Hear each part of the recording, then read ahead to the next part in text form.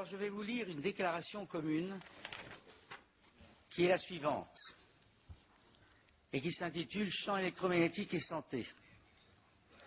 L'évolution darwinienne s'est faite en présence de champs électromagnétiques naturels.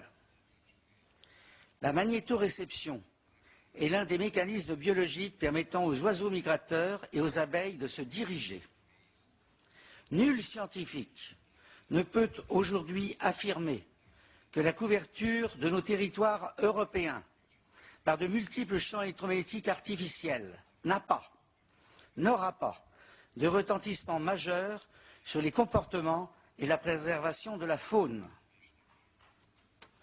Les effets des champs électromagnétiques sur notre santé sont démontrés par l'observation clinique, de très nombreuses investigations toxicologiques et biologiques et certaines études épidémiologiques.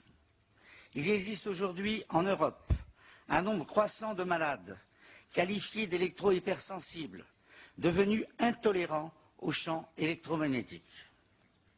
Bien que les mécanismes biologiques de l'électrosensibilité soient encore incompris, celle-ci est reconnue légalement comme un handicap en Suède.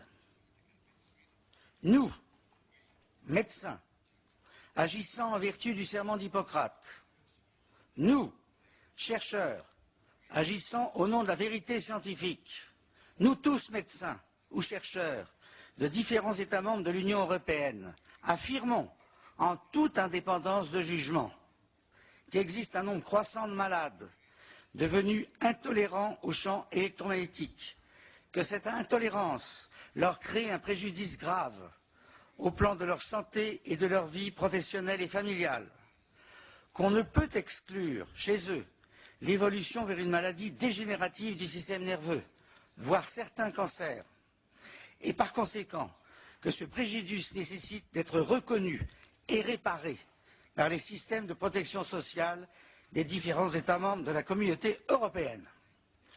Nous prévenons les pouvoirs publics qu'en l'état actuel de nos connaissances, on ne peut exclure qu'après une période d'exposition suffisante, cette intolérance puisse concerner aussi les enfants et donc être à l'origine d'un problème de santé publique majeur dans les années à venir, dans tous les pays utilisant sans restriction les technologies modernes faisant appel aux champs électromagnétiques. Malgré des connaissances scientifiques encore insuffisantes et même l'existence de controverses sur certains points, la communauté scientifique internationale est unanime pour reconnaître la possibilité d'un risque de santé publique présumé grave, requérant d'urgence l'application du principe de précaution. Faire le jeu de certains lobbies et brader l'existence même des problèmes de santé et d'environnement au nom d'intérêts économiques et financiers à court terme ne pourrait être que nuisible à l'ensemble de nos concitoyens. Je vous remercie. Nous vous remercions.